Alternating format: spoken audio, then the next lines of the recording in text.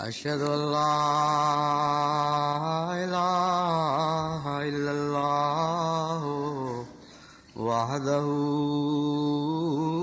لا شريك له وأشهد أن محمدا عبده ورسوله أما بعد فأعوذ بالله من الشيطان الرجيم بسم الله الرحمن الرحيم الحمد لله رب العالمين الرحمن الرحيم مالك يوم الدين إياك نعبد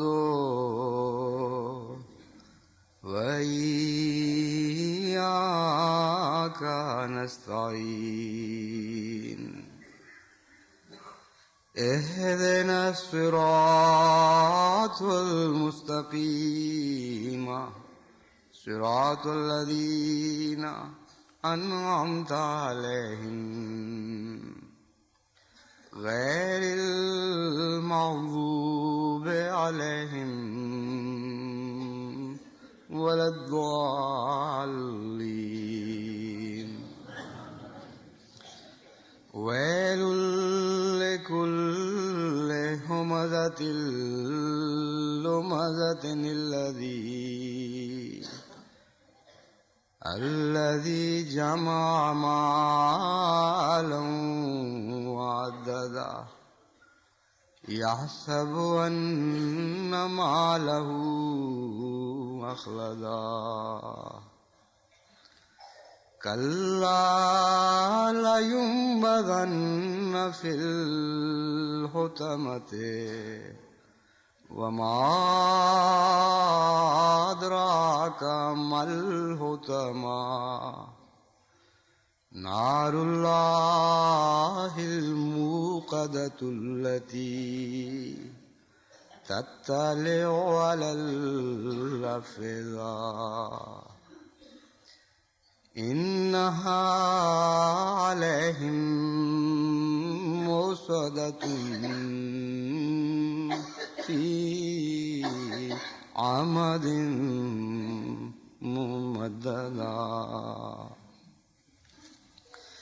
گزشتہ خطبے میں نے اس امر کی وضاحت کی تھی کہ صفات باری تعالی عفو اور ستاری سے جب دل آری ہو جاتے ہیں اور انسان ان صفات کو بھلا کر ان سے روگردانی کرتے ہیں تو بہت سی بد صفات ان کی جگہ آ کر دلوں میں بیٹھ جاتی ہیں اور پھر انسانی اعمال میں داخل ہو کر تمام سوسائٹی میں ہیبت پھیلا دیتی ہیں. بد صفات بھی آگے بچے دیتی ہیں، ایک صفت سے پھر ایک اور بد صفت پیدا ہوتی چلی جاتی ہے اور ساری سوسائٹی مکروہات سے بھر جاتی ہے. میں نے گزشتہ خطبے میں یہ بھی بتایا تھا کہ جب یہ بیماریاں فرد سے خاندانوں اور خاندانوں سے معاشروں میں تبدیل ہوتی ہیں اور پھر قومی بیماریاں بن جاتی ہیں اور بڑھ کر بین الاقوامی صورت اختیار کر لیتی ہیں، تو قرآن کریم کی پیشگوئی کے مطابق جب ایسا وقت آئے گا تو اس وقت انسان کو ایٹمی بم سے ہلاک کیا جائے گا اور اس کے لیے اللہ تعالیٰ نے ایٹم کی آگ مقدر کر رکھی ہے. جس مختصر سی صورت میں اس بات کا ذکر ہے آج میں نے اسی کی تلاوت کی ہے. اللہ تعالیٰ فرماتا ہے ویل لکل ہمزۃ لمزۃ الذی جمع مالا وعددا، کہ ہلاکت ہے ہر اس شخص کے لیے یہ ہر اس قوم کے لیے جو ہمزہ بھی ہے اور لمزہ بھی ہے۔ ہمزہ اور لمزہ کے دو الفاظ جو یہاں منتخب کیے گئے وہ بڑے ہی وسیع معنی اپنے اندر رکھتے ہیں۔ ان میں سے اکثر معنی میں دونوں لفظوں کا اشتراک ہے، اور یہ تکرار شدت کی خاطر بھی پیدا کی گئی ہے، اور کچھ باریک فرق جو دونوں لفظوں میں ہیں وہ بھی ان معنی میں داخل کرنے کی خاطر دونوں کو بیک وقت استعمال فرمایا۔ ان دونوں معنی میں سب سے پہلے غیبت کا معنی پایا جاتا ہے۔ ان دونوں لفظوں میں سب سے پہلے غیبت کا معنی پایا جاتا ہے۔ ہمزہ بھی غیبت کرنے والے کو کہتے ہیں، اور لمزہ بھی بہت غیبت کرنے والے کو کہتے ہیں۔ ان دونوں میں عیب چینی کا مادہ پایا جاتا ہے۔ ہمزہ بھی عیب چین کو کہتے ہیں جو بکثرت لوگوں میں عیب نکالے اور پھر ان عیبوں کی تشہیر کرے، اور لمزہ بھی یہی معنی رکھتا ہے۔ ہمزہ میں ایک معنی ہے فحشاء کو پھیلانا، یعنی کسی کے متعلق بری باتیں سننا اور پھر اس کو آگے خوب تشہیر دینا، اور لمزہ میں بھی یہ معنی پائے جاتے ہیں۔ ایک باریک فرق یہ ہے کہ بعض اہل لغت کے نزدیک ہمزہ پیٹھ پیچھے برائی کے لیے زیادہ استعمال ہوتا ہے، اور لمزہ منہ کے سامنے برائی کے لیے، لیکن بعض اہل لغت اس میں بھی دونوں کو مشترک ہی قرار دیتے ہیں، بلکہ ان معنوں کو الٹا کر معاملے کو مشکوک کر دیتے ہیں۔ وہ کہتے ہیں لمزہ سامنے پیٹھ پیچھے برائی کے لیے ہے، اور ہمزہ سامنے برائی کے لیے ہے۔ بہرحال اس پر اتفاق ہے کہ یہ دونوں معنی ان دونوں لفظوں میں موجود ہیں۔ جو باریک فرق ہے وہ یہ ہے کہ لمزہ میں ایک زائد معنی اشارے اور مخفی پروپیگنڈے کے ہیں، یعنی آنکھ کے اشارے سے کسی دوسرے کی تضحیق کرنا یا اس پر اس کی کسی برائی کی طرف اشارہ کرنا یا تذلیل کرنا، وہ لمزہ میں خاص طور پر یہ معنی پایا جاتا ہے۔ اور اس کے علاوہ مخفی پروپیگنڈا بھی لمزہ میں آتا ہے، یعنی کھلم کھلا عیب چینی کے علاوہ اگر مخفی پروپیگنڈا کیا جائے تو وہ بھی لمزہ کے تابع ہے۔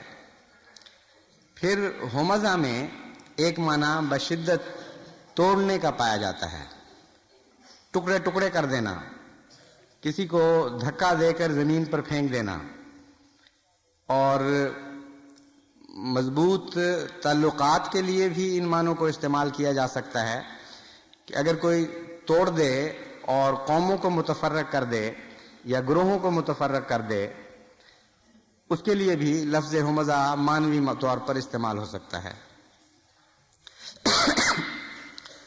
ذلیل اور رسوا کر دینا، بے طاقت کر دینا، بے حیثیت کر دینا، ٹکڑے ٹکڑے کر دینا، مخالفت کرنا، مخفی پروپیگنڈا کرنا، ظاہری پروپیگنڈا کرنا، فحشاء کو اور بری باتوں کو پھیلانا، سچے اور جھوٹے دونوں قسم کے الزام اور دونوں قسم کی فحشاء ہمزہ اور لمزہ میں داخل ہیں۔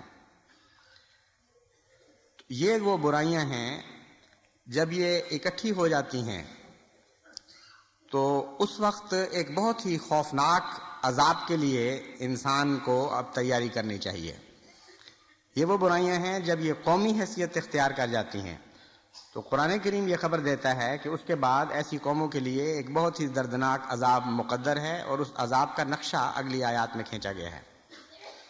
لیکن اس سے پہلے کہ میں اس کا ذکر کروں، ان صفات کے ساتھ مال کا بھی ذکر ہے، اور یہ فرمایا گیا ہے یحسب ان مالہ اخلدہ۔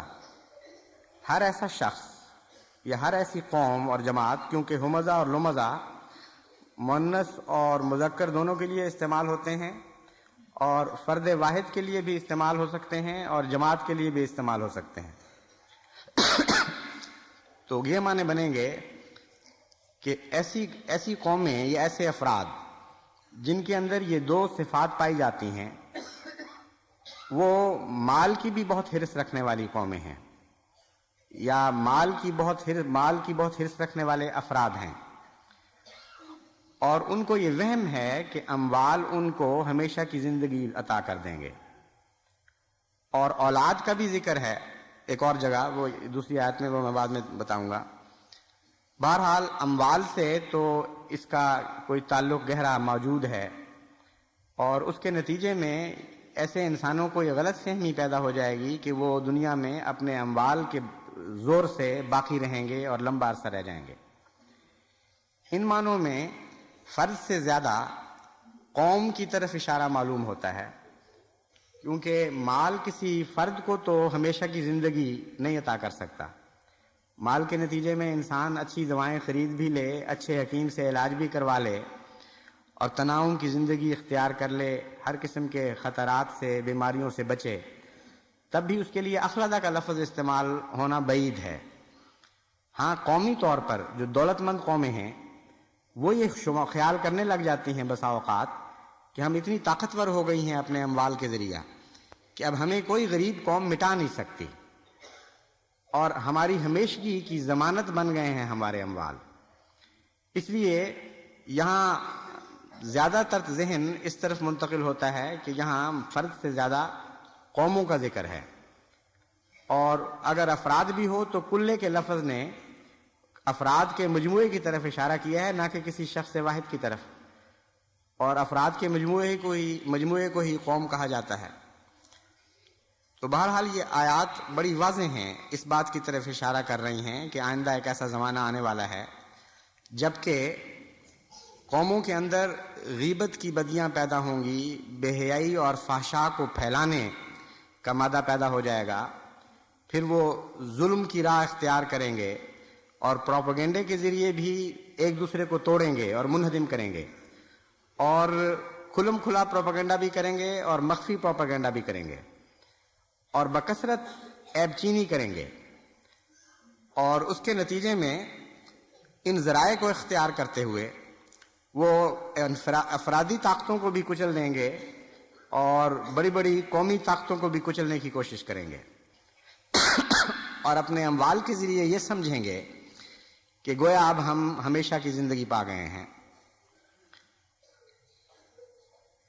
اس مضمون پر غور کرتے ہوئے جب ہم آج دنیا کے نقشے کو سامنے رکھتے ہیں تو مشرقی اور مغربی دونوں قوموں میں یہ صفات بدرجہ اتم پائی جاتی ہیں. ان آیات میں ایک لحاظ سے کولڈ وار کا نقشہ کھینچا گیا ہے، یعنی سرد جنگ. یعنی کچھ قومیں ایسی ہوں گی جو ہر قسم کے پروپیگنڈے کے ذریعے اور اس بات سے بے باک ہو کر کہ وہ بات سچی ہے یا جھوٹی ہے، دنیا میں نفرتیں پھیلائیں گی ایک دوسرے کے خلاف، اور ظاہر اور مخفی پروپیگنڈے کے ذریعے تعلقات کو توڑیں گی اور بعض طاقتوں کو منہدم کریں گی. ایک اور معنی اس کے یہ بنیں گے، اگر ہم مغربی قوموں کا کردار دیکھیں، کہ وہ چھوٹی قوموں کو یا نسبتاً غریب قوموں کو، کیونکہ مالدار کے مقابل پر پھر غریب آتا ہے، ان کو وہ مزید توڑنے کی کوشش کریں گے، اور بجائے اس کے کہ ان کو تقویت دیں، ان کے اموال کو بڑھانے کی کوشش کریں، ان کی غربت کو دور کرنے کی کوشش کریں، وہ دھکا دے کر ان کو زمین پر پھینک دیں گے اور ذا مطربہ بنا دیں گے. چنانچہ قرآن کریم نے ایک اور صورت میں اسی مضمون پر مزید روشنی ڈالتے ہوئے ایسی قوموں کے لیے ذا مطربہ کا لفظ استعمال کیا ہے، یعنی خاک میں پڑے ہوئے، خاک آلودہ مسکین، جن کا کوئی زور نہیں چلتا، اور اس کے نتیجے میں ان کے اموال بڑھنے کی بجائے دن بدن کم ہوتے جائیں گے اور وہ زیادہ بے حیثیت ہوتے چلے جائیں گے. چنانچہ اس وقت مغربی قومیں بعین ہی غریب قوموں سے یہ سلوک کر رہی ہیں، ان کو دھکا دے کر وہ خاک میں ملا رہی ہیں، اور دن بدن وہ ٹوٹتی چلی جاتی ہیں. بڑی سخت بے چینی پھیلی ہوئی ہے دنیا میں اس بات سے کہ دن بدن امیر قوموں کا غریب قوموں کے درمیان سے فاصلہ بڑھتا جا رہا ہے. جتنا زیادہ بظاہر یہ روپیہ دے کر ہمیں انڈسٹری ہماری قائم کرتے ہیں، ہمارے اقتصادیات کو بظاہر قوت دیتے ہیں، اس کے نتیجے میں ہمارے اندر جو بائنگ پاور یعنی قوت خرید پیدا ہوتی ہے وہ ساری ان کی منڈیوں میں استعمال ہوتی ہے. اور دن بدن ہم قرضوں اور مزید قرضوں میں مبتلا ہوتے چلے جاتے ہیں، اور حقیقت میں خاک آلودہ مسکینوں والی شکل ان قوموں کی بنتی چلی جا رہی ہے۔ اگر ہم مغرب یعنی بائیں بازو کے بلاک یعنی اشتراکی دنیا پر نظر کریں تو ان کا بھی یہی حال ہے۔ ان کے زیر اثر قومی لحاظ سے ایسی قومیں ہیں جن کو وہ اٹھنے نہیں دیتے۔ جب بھی وہ کوشش کرتی ہیں قومیں کہ ہم سر اٹھائیں، ان کے اوپر کئی طرح کی مار پڑتی ہے اور پھر وہ دھکا دے کر ان کو زمین پر پھینک دیتے ہیں۔ ان کو سمجھ نہیں آتی کہ ہماری اقتصادی حالت سنبھل کیوں نہیں رہی۔ چنانچہ پولینڈ کی ایک مثال آج کل بڑی واضح ہے۔ دن بدن وہ اور زیادہ غریب ہوتا چلا جا رہا ہے، دن بدن اور زیادہ اس کی قوت خرید میں کمی آتی چلی جاتی ہے، اور جو بھی وہ کماتے ہیں، جو بھی وہ بناتے ہیں، جتنی محنت وہ خرچ کرتے ہیں، اس کا اگر کوئی فائدہ ہے تو بڑی بڑی بائیں بازو کی طاقتوں کو ہے۔ اور اسی طرح دیگر چھوٹے چھوٹے بہت سے یورپین ممالک ہیں جو روسی اثر کے نیچے ہیں، اور ان کے ساتھ بھی قومی لحاظ سے ذا مطربہ والا سلوک ہو رہا ہے۔ پھر انفرادی طور پر ٹکڑے ٹکڑے کر دینا بائیں بازو کے لحاظ سے یہ معنی رکھتا ہے کہ فرد کی طاقت کو اجتماعی شکل میں آنے سے اس طرح روکنا کہ من حیث المجموع جو اجتماعی طاقت غالب آ چکی ہے اس کے مقابل پر وہ طاقت حاصل کر سکیں۔ چنانچہ ایک عجیب تضاد ہے اشتراکی دنیا میں کہ ایک طرف سارے افراد کی مجموعی قوت غالب آ چکی ہے، دوسری طرف فرد بحیثیت فرد بالکل بے حیثیت اور بے طاقت ہو چکا ہے، اور اس کے لیے امکان ہی باقی نہیں رہا کہ وہ گروہ بندی کر کے مل کر کچھ طاقتیں بنا کر وہ اپنے حقوق کی حفاظت کرے یا ان کے مطالبے کر سکے۔ چنانچہ یونینز بھی ساری ٹوٹ گئیں، سارے اجتماعی نظام جو انسان کو افراد کو ملا کر ایک بڑی طاقت میں تبدیل کرتے ہیں، پھر وہ اپنے سے بڑی طاقتوں سے مطالبے کرتے ہیں اور اپنے حقوق منوانے کی کوشش کرتے ہیں۔ ان کا کلیتاً فقدان ہے اشتراکی دنیا میں، اور فرد پارا پارا ہو چکا ہے، ذرے ذرے میں تبدیل ہو گیا ہے انسان۔ اس کی مجموعی طاقت انہی ذروں پر حکومت کر رہی ہے، لیکن ان ذروں کے حقوق کے لیے کوئی راہ باقی نہیں رہی۔ اگر وہ چاہیں مطالبہ کرنا چاہیں تب بھی نہیں کر سکتے، کیونکہ ان کو ٹکڑے ٹکڑے کیا گیا ہے۔ اور مغربی طاقتیں بھی ٹکڑے ٹکڑے کرنے کا کھیل اس طرح کھیل رہی ہیں کہ سارے مشرق وسطیٰ پر آپ نظر ڈالیں اور اپنے ہندوستان اور پاکستان پر نظر ڈالیں اور کشمیر کے مسئلے کو دیکھیں، فلسطین کے مسئلے کو دیکھیں، جنوبی امریکہ کی ریاستوں کا حال دیکھیں، ہر جگہ بین یہی وتیرہ اختیار کیا گیا ہے کہ انسان کو انسان سے لڑا کر، قوموں کو قوموں سے لڑا کر، دائیں بازو اور بائیں بازو کے نظریات کو آپس میں ٹکرا کر پارا پارا کر دیا گیا ہے انسان کو، اور ٹکڑے ٹکڑے کیا گیا ہے۔ تو ہمزہ میں صرف غیبت اور پروپیگنڈا نہیں، بلکہ اس کے بعد کے کچھ اور بھی ایسے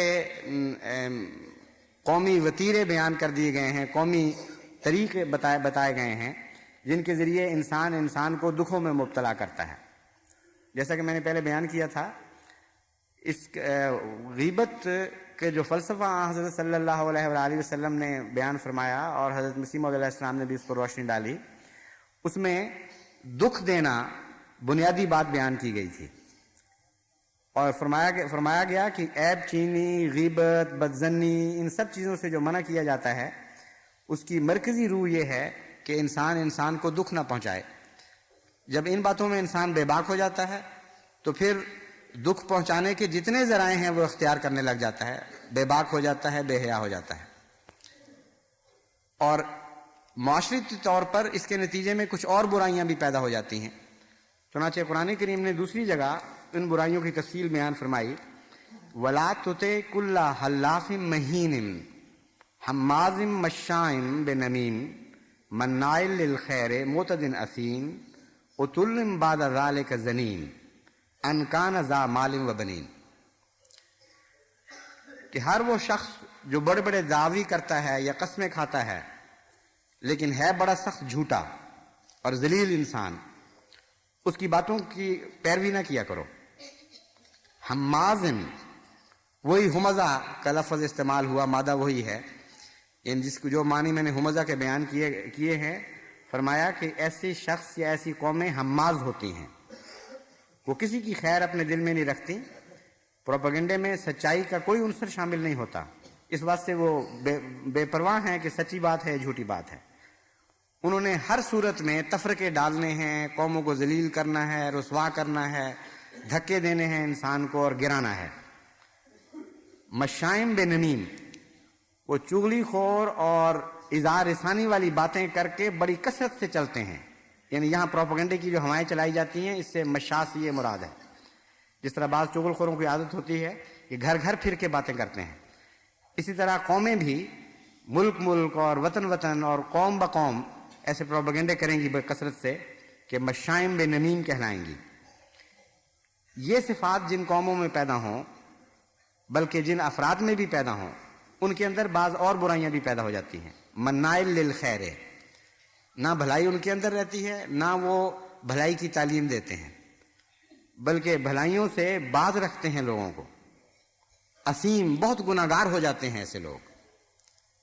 چنانچہ معاشرتی لحاظ سے جہاں بھی یہ فحشا ہو، چغلیاں ہوں، بدظنیاں ہوں، ایک دوسرے کے خلاف کھلم کھلا زبانیں چلائی جائیں، ایک دوسرے کے غیب میں بھی برائیاں کی جائیں اور سامنے بھی برائیاں کی جائیں، اور فرضی باتیں بنا بنا کر بھی لوگوں کے عیب لوگوں پر ظاہر کیے جائیں، اور کچھ اگر واقعاتی ہیں تو وہ بھی بے دھڑک ہو کر لوگوں کی عزت پر ہاتھ ڈالتے ہوئے ان کی بدنامی کی جائے، ایسی سوسائٹیوں میں لازماً فحشا پھیل جاتا ہے، اور دن بدن وہ زیادہ بد کردار ہوتی چلی جاتی ہیں، ان میں گناہ رکنے کی بجائے پھیل جاتے ہیں۔ جس طرح بعض دفعہ نزلاتی بیماریاں، اس قسم کی بیماریاں جو انفیکشس ڈیزیز کہلاتی ہیں یا کنٹیجس ڈیزیز کہلاتی ہیں، وہ بیماریاں بھی جتنا زیادہ آپس میں واسطہ ہو اتنا پھیلتی چلی جاتی ہیں۔ تو یہ جراثیم لے کر چلنے والے لوگ ہیں، ایک جگہ سے ایک بدی کے جراثیم پکڑے، خواہ وہ فرضی تھی خواہ وہ حقیقی تھی، لیکن ان کو پوٹنٹائز کر کے ان کے اندر اپنی طرف سے طاقتیں بھر کر پھر یہ لوگوں میں پھیلاتے ہیں، اور آہستہ آہستہ حیا ٹوٹتی چلی جاتی ہے۔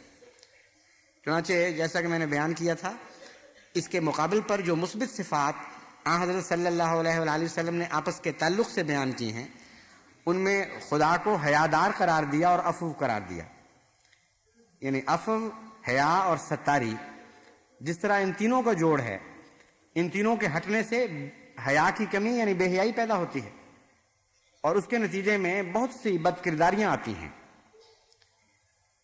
بہت بڑے گناہگار ہو جاتے ہیں یہ لوگ۔ اتل بعد ذالک زنیم، بے باک کلام کرتے ہیں، کوئی لگام نہیں ہوتی ان کی زبانوں پر، اور پھر اس کے نتیجے میں زنیم پیدا ہونے لگ جاتے ہیں۔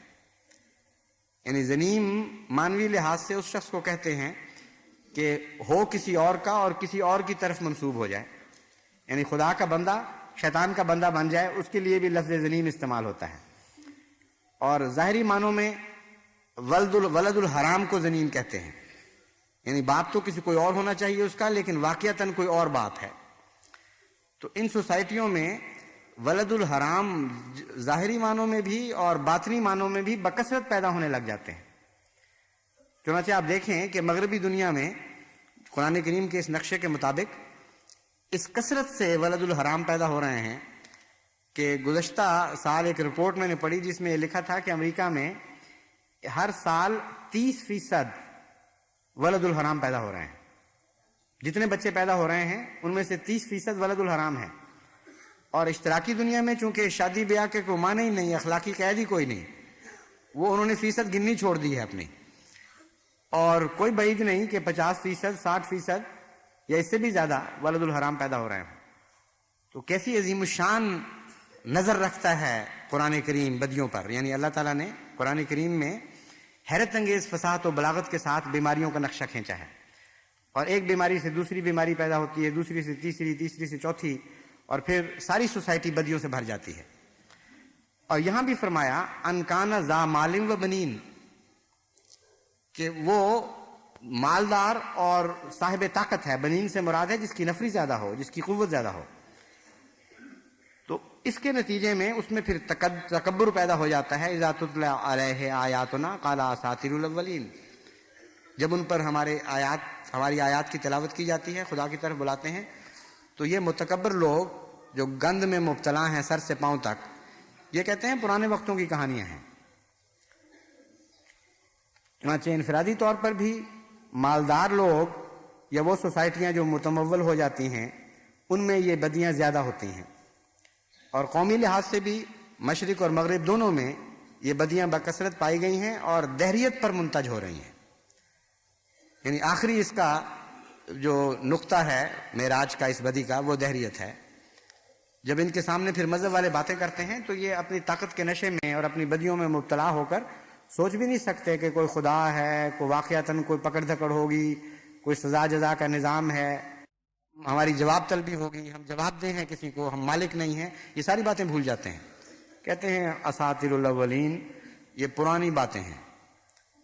سنسمہ علی الخرطوم، ہم اس کی تھوتنی پر مہر لگائیں گے، یعنی داغ دیں گے تھوتنی کو. اور عجیب بات ہے کہ حزقیل نبی کی جو پیشگوئی ہے اس میں بھی جوج روس کو مخاطب کر کے تھوتنی پر مارنے کا ذکر ہے کہ ہم تیری تھوتنی کو داغ دیں گے. اصل مراد یہ ہے کہ اس موقع پر پہنچ کر انسان نہیں رہتا، اور وہ بحیثیت جانور مخاطب کرنے کے زیادہ لائق ہے. اللہ تعالیٰ اتنا رحیم و کریم ہے کہ اگر انسان میں انسانیت باقی رہے تو اس کو ہلاک نہیں کرتا، معاف کرتا چلا جاتا ہے، عفو کرتا چلا جاتا ہے، حیا اس سے کرتا چلا جاتا ہے. جتنا وہ ان صفات سے دور ہٹتا چلا جاتا ہے اور کلیتاً بے حیا بن جاتا ہے، اتنا ہی زیادہ وہ انسانیت سے گر کر جانوروں کی شکلوں میں تبدیل ہونے لگ جاتا ہے. یعنی اس کے لیے پھر انسان کا لفظ بولنا ہی انسان کی ذلت ہے. تو نسمہ علی الخرطوم میں خدا تعالیٰ نے اس بات کی طرف بھی اشارہ فرما دیا کہ ہم پکڑ میں دھیمے ہیں، ہم سزا تو بہت سخت دیں گے، لیکن اس وقت جب کہ عملاً انسان کہلانے کا مستحق ہی باقی نہیں رہے گا. جانوروں کی طرح ان کی تھوتنیاں ہو جائیں گی اور پھر ہم ان تھوتنیوں پر ماریں گے اور ان کو داغیں گے. اور کوئی یہ نہیں کہہ سکتا کہ خدا نے اتنا عظیم الشان انسان بنایا تھا اور پھر خود ہی ہلاک کر دیا. بائبل تو کہتی ہے یہ بات، لیکن قرآن یہ نہیں کہتا.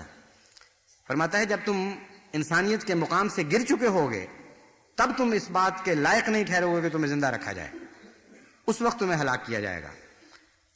تو اب میں واپس اس مضمون کی طرف آتا ہوں کہ خدا تعالیٰ نے فرمایا یحسب ان مالہ اخلدا، جس طرح یہاں بھی مال کا ذکر کیا کہ یہ لوگ یہ طاقتیں بڑی بڑی جن میں یہ ساری بدیاں پھیل چکی ہوں گی، یہ سمجھیں گی کہ ہم ہمیشہ رہیں گی. فرماتا ہے ہرگز نہیں.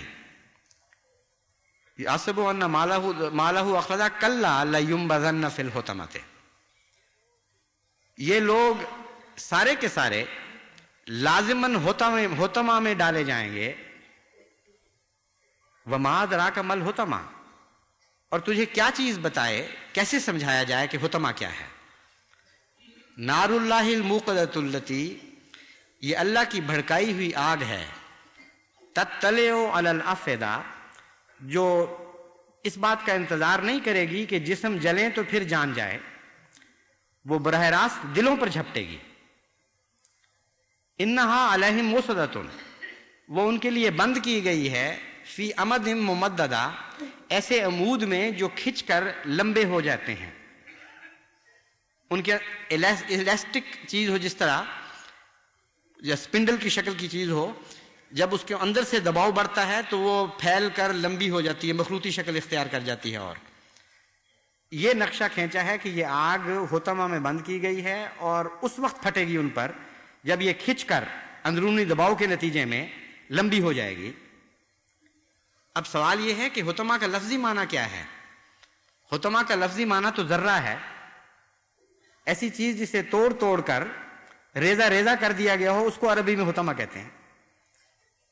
اب ظاہر بات ہے کہ کوئی انسان سوچ بھی نہیں سکتا، خصوصاً حضرت محمد مصطفیٰ صلی اللہ علیہ وآلہ وسلم کے زمانے کا انسان تصور ہی نہیں کر سکتا کہ چھوٹے ذروں کے اندر آگ بند کی گئی ہو اور ان کو کھینچ کر لمبا کیا جا رہا ہو اور پھر وہ بیضوی شکل یا ستون کی شکل اختیار کر جائیں اور پھر پھٹیں اور پھر وہ آگ ان کے لیے کھول دی جائے.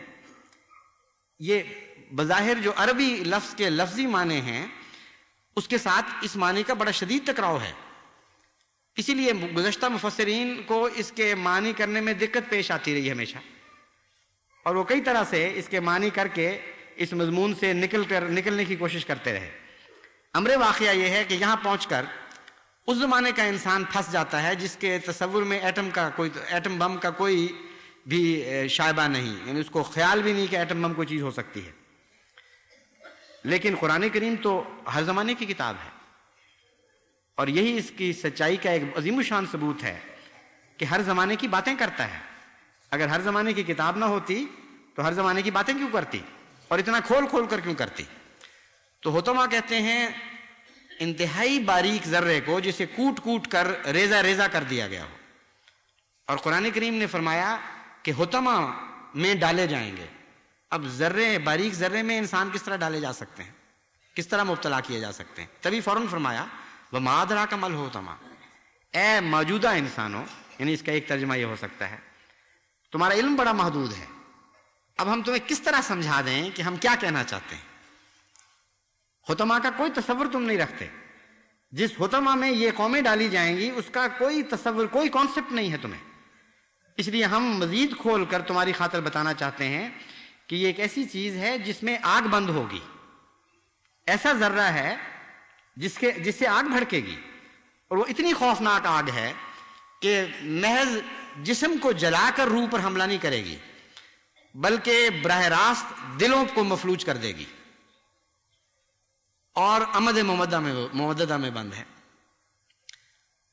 اب اس پہلو کو اس لحاظ سے اس مضمون کے پھر آگے دو پہلو بن جاتے ہیں، اور ان کا پہلی آیات سے بڑا دلچسپ اور گہرا تعلق ہے جو میں نے تلاوت کی تھی اسی صورت کی. ہمزہ کا معنی ٹکڑے ٹکڑے کر دینا، توڑ کر ریزہ ریزہ کر دینا کسی کو، اور اس کے بعد خود مالدار ہوتے چلے جانا، اور اس جس کو گرایا جا رہا ہے، جس کو خاک پر پھینکا جا رہا ہے، اس کو ذرہ حقیر اور بےمانی سمجھ کر یہ خیال کر لینا کہ ساری دولتیں تو میرے ہاتھ میں اب آ چکی ہیں، اب یہ میرا مقابلہ کس طرح کر سکتے ہیں ذرات جن کو میں نے پارا پارا کیا ہوا ہے. بالکل یہی سوچ مغربی دنیا کی بھی ہے اور مشرقی دنیا کی بھی ہے. عظیم الشان اشتراکی طاقتیں بھی یہ سمجھتی ہیں کہ ساری قوم کے اموال تو ہمارے چند ہاتھوں میں آ چکے ہیں اور ہمارے کنٹرول میں آ گئے ہیں، جو اس وقت کسی رجیم کے نام پر حاکم ہیں ان لوگوں پر. ان کے پاس تو کچھ نہیں رہا، یہ تو ذرات میں تبدیل ہو چکے ہیں لوگ. اس لیے جب اموال ہمارے پاس ہیں تو یہ ہمارے مقابل پر کس طرح اٹھ سکتے ہیں؟ اس لیے ہمیشہ کے لیے ہماری رجیم، ہماری طاقتیں، ہمارے گروہ جو اس وقت حکومت کر رہے ہیں جاری رہیں گے ہمیشہ کے لیے. اور دن بدن انفرادی طاقت کم ہوتی چلی جائے گی اجتماعی طاقت کے مقابل پر.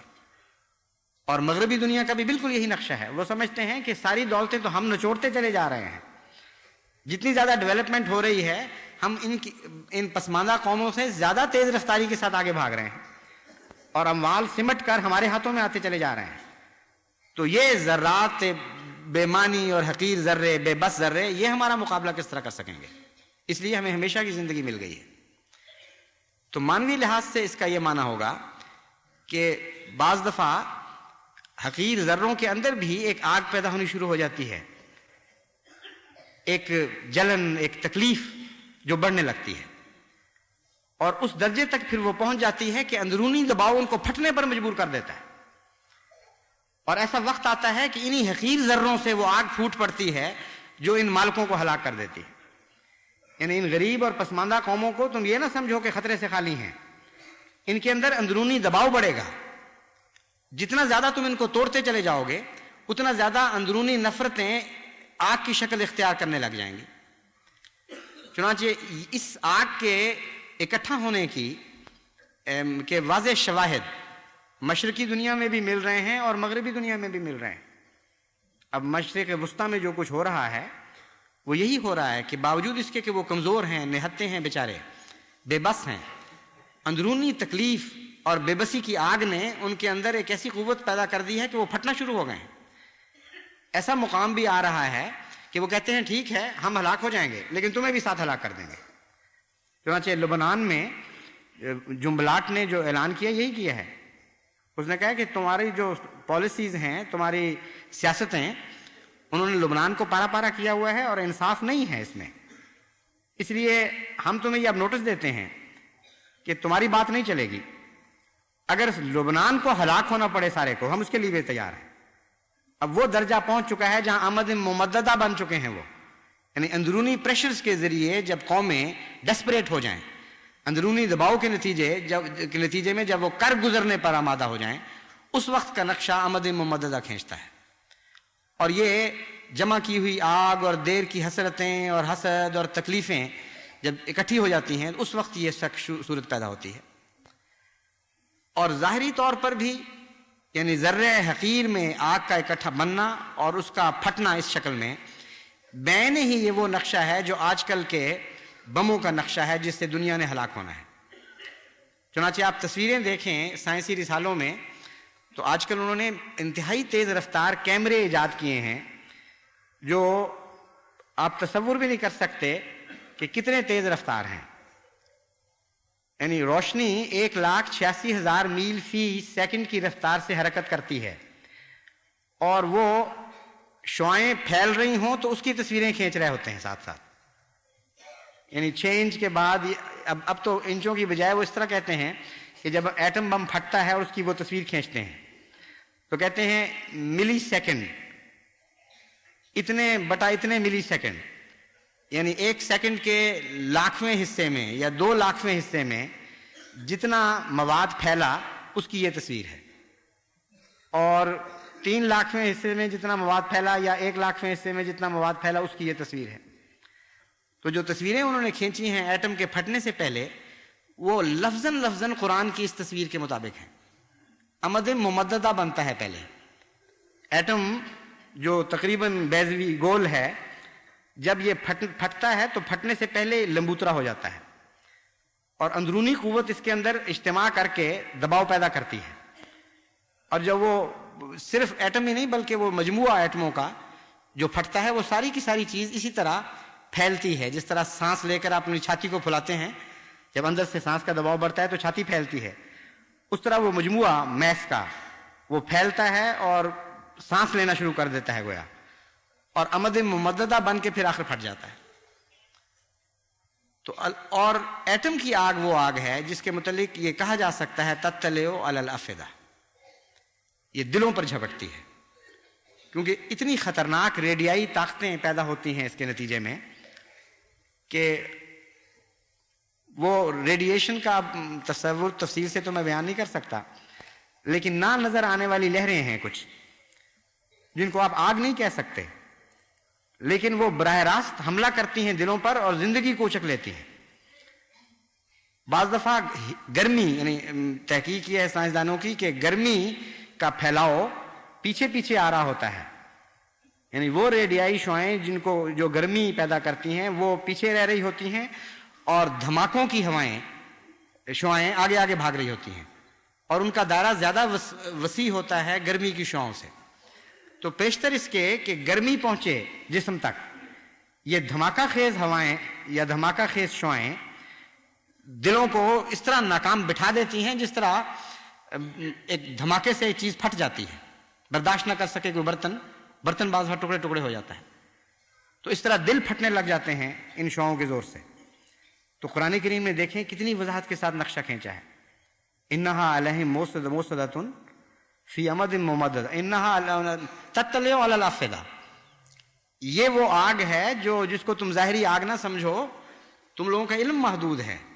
ایسی آگ پیدا ہونے والی ہے ذرات میں سے جو دلوں پر جھپٹے گی اور اس بات کا انتظار نہیں کرے گی کہ جسم جلیں تب جا کر موت واقع ہو. تو دیکھیے جو چھوٹی سی بدی بظاہر آپ کو نظر آتی تھی اور جس پہ عورتیں بڑی لذتیں حاصل کرتی ہیں کہ ایک دوسرے کی برائی کرنے میں کیا فرق پڑتا ہے، بڑا مزہ آتا ہے. ہم نے دیکھا فلاں نے یہ گندی حرکت کی، چلو لوگوں کو بتائیں، تم تو سمجھتے ہو بڑی نیک عورت ہے، اندر سے یہ حال ہے. کہتے ہیں پھولو تو پتہ لگتا ہے، یہ باتیں بھی کہتی ہیں کہ بی بس جان ہی دو تسی، پھولو گے تو پتہ لگے گا. تو تجسس یعنی پھولنا یہ پیدا ہو جاتا ہے اور پھر فرضی باتیں بھی بیان کرنا شروع کر دیتی ہیں اور پھر بے حیائیاں سوسائٹی میں عام ہونے لگ جاتی ہیں. لوگ کہتے ہیں اچھا جب فلاں صاحب اتنے بزرگ نظر آتے ہیں اندر سے ان کا یہ حال ہے تو ہم تو اتنے بزرگ نظر بھی نہیں آتے. ہمارا باہر سے بھی یہ حال ہو جانا چاہیے. تو پھر وہ اندر کے حال باہر نکلنے شروع ہو جاتے ہیں، باہر کے حال لوگوں کو مزید ترغیب دیتے ہیں، سوسائٹی میں بے حیائیاں پھیلتی ہیں، پھر ظلم پیدا ہو جاتا ہے، دکھ دینے میں لذت آنی شروع ہو جاتی ہے، پھر غریب کے احساسات اٹھ جاتے ہیں دلوں سے، پھر کمزوروں کو مزید کمزور بنانے میں چسکا آنا شروع ہو جاتا ہے. یہ کردار جب بن جاتے ہیں ایک معاشرے کے، تو اس سے پھر وہ قومی کردار پیدا ہوتے ہیں جنہوں نے آج دنیا میں تباہی مچا رکھی ہے، اور آخری انجام ان کا بد کرداری، ایسے بچے جو ولد الحرام ہیں ان کی سوسائٹیوں کا بھر جانا، مظالم کا پھیل جانا، خدا کی ہستی کا انکار، مذہب کو فرسودہ چیز قرار دینا، اور کہنا اگلے وقتوں کی باتیں ہیں، دفع کرو، ان باتوں کا تذکرہ ہم سے نہ کرو. نکلیں گے، اور جب نکلیں گے تو جو ذرہ بنانے والے لوگ ہیں، جو ٹکڑے ٹکڑے کرنے والے لوگ ہیں، انہی ذروں اور انہی ٹکڑوں میں سے ان کے لیے آگ نکلے گی جو ان کو ہلاک کر دے گی. تو اللہ تعالیٰ جماعت احمدیہ کو توفیق عطا فرمائے کہ ان بدیوں کو معمولی نہ سمجھیں، ان کی بیخ کنی کریں، کلیتاً جڑوں سے کھیڑ پھینکیں ان بدیوں کو، اور پھر ان قوموں کے لیے دعا کریں جو ہلاکت کی طرف بڑی تیزی کے ساتھ بڑھ رہی ہیں. آخر پر ایک آپ کو دلچسپ بات سناؤں. ایک سائنسدانوں کی ایک کمیٹی بنی ہے جس سال ہر سال سے، جس میں تقریباً 12 یا 14 نوبیل لاریٹس بھی ہیں، نوبل پرائز جنہوں نے حاصل کیا ہوا ہے، اور انہوں نے بڑے سالوں سے ایک ایٹامک کلاک بنایا ہوا ہے، واشنگٹن میں ہے غالباً وہ، اور وہ مطالعہ کرتے ہیں حالات کا، اور اس گھڑی کو، اس سوئی کو جس کو ایٹامک کلاک کہتے ہیں، اس کو آگے اور پیچھے کرتے رہتے ہیں، اور وہ آگے اور پیچھے کرنے سے یہ بتاتے ہیں کہ ہم ایٹامک جنگ کے کتنا قریب آ گئے ہیں یا کتنا دور ہٹ چکے ہیں. عجیب بات یہ ہے کہ 1953 میں وہ بہت ہی قریب آ گئی تھی سوئی ایٹمی جنگ کے، پھر 1974 میں بہت قریب آ گئی، اور آج کل بھی جو تازہ خبر ہے وہ یہ ہے کہ وہ 2 منٹ تک پہنچ چکی ہے. یعنی ان کے نزدیک اگر ایک 24 گھنٹے کو منٹوں میں تقسیم کیا جائے تو 2 منٹ رہتے ہیں صرف ایٹمی جنگ ہونے میں.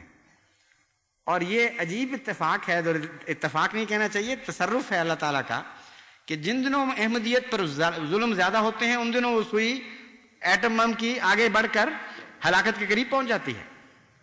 چنانچہ 53 میں بھی مظالم ہوئے بہت سخت اور وہ سوئی قریب پہنچ گئی، 74 میں بھی مظالم ہوئے اور وہ سوئی قریب پہنچ گئی، آج کل بھی مظالم ہو رہے ہیں اور وہ سوئی قریب پہنچ گئی ہے. تو اس لیے آپ کے ساتھ بڑا گہرا تعلق ہے اس کا، اور مظلوم کی دعا قبول ہوتی ہے، اس لیے آپ ان لوگوں کے خلاف بد دعا نہ کریں، کیونکہ آپ قبولیت کے مقام پر کھڑا کیے گئے ہیں. آپ دعائیں کریں اور آپ کی دعائیں ان کو بچا سکتی ہیں، اور کوئی چیز ان کو اب نہیں بچا سکتی.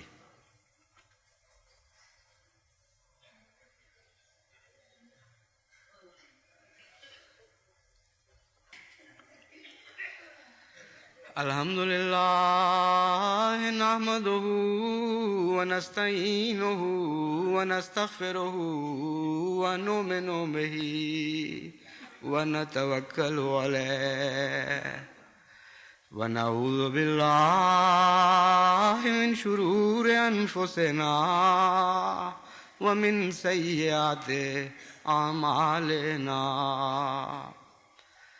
من يهده الله فلا مضل له ومن يضلله فلا هادي له ونشهد أن لا إله إلا الله وحده لا شريك له ونشهد أن محمدا عبده ورسوله. میں جماعت کو پھر 2 دعاؤں کی طرف خصوصیت سے توجہ دلاتا ہوں، ایک بارش کے لیے دعا اور ایک عرب دنیا کے لیے دعا. بارش کے متعلق میں نے گزشتہ خطبے میں بھی ایک خوشخبری سنائی تھی کہ غانا میں اللہ تعالیٰ کے فضل سے بذریعہ تار یہ معلوم ہوا کہ بہت بارش ہوئی اور بہت دیر کی خشک سالی خدا تعالیٰ نے دور فرما دی. مزید بھی دعا کرنی چاہیے کیونکہ لمبی خشک سالی کے بعد بعض دفعہ ایک بارش کافی نہیں ہوا کرتی. پرسوں رات کو BBC کا پروگرام سنتے ہوئے معلوم ہوا کہ افریقہ ہی میں ایک اور ملک میں جو بالکل موت کے کنارے پہ پہنچ گیا تھا، خدا تعالیٰ نے موسلا دھار بارش فرمائی ہے اور ان کے بیان کے مطابق جل تھل بھر گئے، بلکہ بعض جگہ فلڈ آ گئے. تو اللہ تعالیٰ نے فضل فرمایا. تو معلوم ہوتا ہے جہاں ضرورتیں زیادہ ہیں وہاں سے قریب آ رہی ہے رحمت آہستہ آہستہ. دعا کریں ساری دنیا میں خدا کی رحمت کی بارشیں ہوں. ہمارے ملک میں خاص طور پر آج کل بہت کمی آ گئی ہے پانی کی، اور بارانی فصلوں کو سخت خطرہ ہے. عرب دنیا میں ایک اور بڑا خطرناک واقعہ رونما ہوا ہے. مسجد اقصیٰ کو بم سے اڑانے کی بڑی ذلیل اور نہایت ہی کمینی کوشش کی گئی ہے یہود کی طرف سے. اگرچہ وہ ناکام ہو گئے وہ لوگ جو مقرر تھے ایجنٹ اس کام پر، لیکن یہ پہلے بھی کوششیں ہو چکی ہیں اور نہایت ہی خبیثانہ ارادے ہیں یہود کے. ان کا مقصد یہ ہے کہ آہستہ آہستہ مسلمانوں کے معزز مقامات کو تباہ کر دیا جائے اور کچھ دیر کے بعد لوگ بھول جائیں گے، اور پھر وہاں ہم یہ ان کا معبد دوبارہ بنوانے کی بجائے اپنا معبد بنائیں. اور پھر مسجدوں کو نابود کرنے کے نتیجے میں اگرچہ بظاہر مسلمان نابود نہیں ہوتے، لیکن حقیقت یہ ہے کہ شعار کا قوموں کی زندگی سے بڑا گہرا تعلق ہوتا ہے. جو قومیں اپنے شعار کی ذلت قبول کر لیں وہ قومیں ہلاک ہو جایا کرتی ہیں. آخر ایک کپڑے میں کیا بات تھی جس سے جھنڈا بنایا جاتا ہے کہ آن حضرت صلی اللہ علیہ وآلہ وسلم نے تربیت فرمائی صحابہ کی کہ جھنڈے کی حفاظت کرنی ہے. اور بظاہر ایک بے وقوف آدمی یہ کہہ سکتا ہے کہ جھنڈے کو چھوڑو پرے، جان بچانی چاہیے، لیکن بالکل برعکس آن حضرت صلی اللہ علیہ وآلہ وسلم نے تعلیم دی. اور ایک جنگ کے موقع پر جو 3 سپہ سالار آن حضور صلی اللہ علیہ وآلہ وسلم نے یک بعد دیگر مقرر فرمائے تھے، ایک زخمی ہوتا تھا وہ ایک ہاتھ سے جھنڈا دوسرے میں منتقل کر لیتا تھا، وہ کاٹا جاتا تھا تو بعض دفعہ ٹنڈے بازوؤں سے انہوں نے جھنڈوں کو لپیٹا چھاتی کے ساتھ. جب کاٹے گئے تب دوسرا آگے بڑھا اور نہیں گرنے دیا. اور یک کے بعد دیگرے تینوں جرنیل جو چوٹی کے تھے اپنے دماغ جنگی صلاحیتوں کے لحاظ سے، وہ شہید ہو گئے اور جھنڈے کو نہیں گرنے دیا. تو اس بات کو معمولی نہ سمجھیں، یہ شاعر اللہ کی بہت بڑی عظمت ہوتی ہے. اس لیے ساری دنیا میں مسلمانوں کو اس کے خلاف اٹھ کھڑا ہونا چاہیے، اپنے اختلافات کو بھلانا چاہیے اور اکٹھے ہو کر اس کا دفاع کرنا چاہیے. اگر یہود کو یہ معلوم ہو جائے کہ ساری دنیا کے مسلمان اپنے شاعر کی عظمت اور احترام اپنے دل میں اتنا رکھتے ہیں کہ بوڑھے اور بچے کٹ مریں گے لیکن شاعر کو تباہ نہیں ہونے دیں گے، تو پھر مسلمانوں کو وہ کبھی تباہ نہیں کر سکتے. ایسی عظیم زندگی پیدا ہو جائے گی عالم اسلام میں کہ کوئی دنیا کی طاقت پھر اس زندگی کو مٹا نہیں سکتی. ہم بھی حاضر ہیں. جماعت احمدیہ کو شاعر اسلام کی خاطر ہر قربانی کے لیے تیار ہونا چاہیے. اگر کوئی قوم بلائے ہمیں شاعر کی خاطر قربانی کے لیے تو ہم حاضر ہیں. یہ ہے وہ جہاد جو حقیقی جہاد ہے، جس کا قرآن کریم میں ذکر ہے، جس کی اسلام نہ صرف اجازت دیتا ہے بلکہ حکم دیتا ہے. اس لیے اگر آپ کو نہیں آنے دیتے وہ اپنے ساتھ ان خدمتوں میں، اگر آپ سے فی الحال نفرتیں ہیں، تو یہاں بیٹھے ایک جہاد شروع کر سکتے ہیں آپ، اور وہ دعا کا جہاد ہے. آخر جنگ بدر بھی تو اس خیمے میں جیتی گئی تھی جہاں دعائیں ہو رہی تھیں، اس میدان میں نہیں جیتی گئی تھی جہاں چند لڑائیاں تھوڑی سی لڑائی ہوئی تھی. اصل وہ جنگ حضرت محمد مصطفیٰ صلی اللہ علیہ وآلہ وسلم کے خیمے میں جیتی گئی ہے. بس وہ جنگ تو آپ یہاں شروع کر دیں، پھر اگر خدا توفیق دے گا اور وقت ہمیں بلائے گا تو دنیا دیکھے گی کہ جہاد کے میدان میں احمدی کسی دوسری قوم سے پیچھے نہیں، بلکہ ہر میدان میں صف اول میں ہوں گے انشاءاللہ تعالی. عباد اللہ رحمکم اللہ، ان اللہ یامر بالعدل والاحسان وایتاء ذی القربى وینہی عن الفحشاء والمنکر والبغی یعظکم لعلکم تذکرون. اذکروا اللہ یذکرکم وادعوہ یستجب لکم ولذکر اللہ اکبر.